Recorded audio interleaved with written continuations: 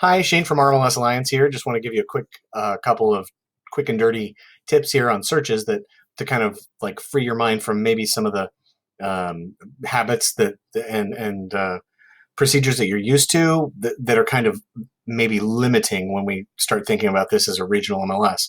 Remember, this is a regional MLS, and we're all part of one system, but there are some little differences in the system for each of the associations. One, for instance, is the capital area still has their areas and tracts, and the rest of us do not. Everything defaults to PAR area, Egyptian board area, Quad Cities area for those agents.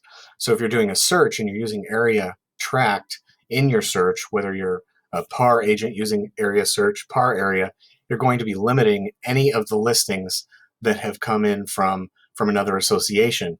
If there's a Quad Cities agent who has listed something in Peoria and you have PAR area as part of that search, it's not going to pick that one up.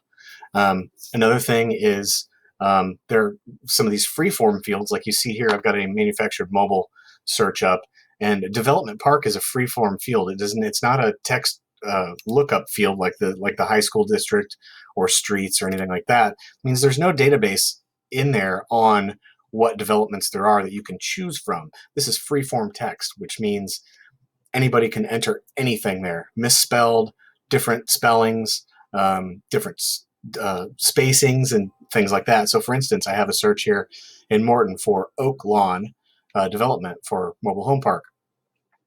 If I were to look at a map on this one, so this might open it up to open up the idea of doing map searches, and we can draw polygons around the area. I don't know why this is taking so long. Can we pause this while we're waiting? We can indeed, and I have. So if you do this search, there are the two results that we had before. But if I'm going to go ahead and what I'll do is I'm going to draw a polygon around this mobile home park. And I'm not sure if this one over here is part of it or if it's a separate park or what, but we're just going to include it.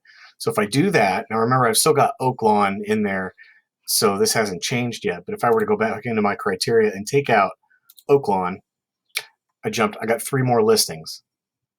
So let's take a look at that on the map. You'll see that they are now added into there. So we have more listings. So let's take a look at the search, run it, and we'll find that we have, that's why I put in Oak Lawn 2 words. Some of these agents have put in Oak Lawn, Oak Lawn Mobile Home Estates, Oak Lawn Mobile Estates, Oak Lawn. Yeah, so there you go.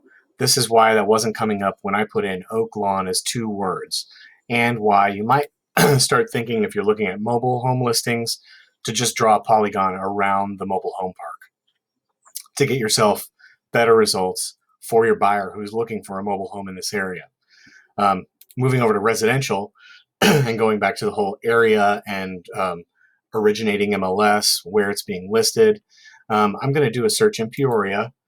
But let's start with, okay, so we've got a map search. I could do a map search. I could draw a polygon around the area where I want to look for, just like I did with the mobile home park, or in PAR, we have these legacy areas. If you remember what areas are like, this is area 8, area 9. So I'm going to add area 8 and 9 because we're looking in the primarily kind of downtown, south of War Memorial, looking for something cheap, something small. Maybe the buyer's not concerned with school district because they're not too fantastic around there, or they're going to send their kids to private school, whatever. So we're going to go to this search, and I'm going to go ahead and add a price in now. Let's say just say 20 to 27,000, and we're going to do a search on that. I have no other criteria in there. Remember, I've got all active Peoria in that area, 20 to 27,000. So here's what I have. Again, look at that. There's a Quad City area listing right there. There's a Quad City, and there's a capital area. So again, if you're not looking, if you're using PAR area as part of your search, or you're using the PAR originating MLS, you're going to miss these listings, which may actually match what your buyer is looking for. So again, good way to use map search to kind of eliminate some of those other things, because the mapping should always be right, no matter what the other, if you've got some misspelled things in there in some fields or whatever, mapping will always be right. So that's one way to use it.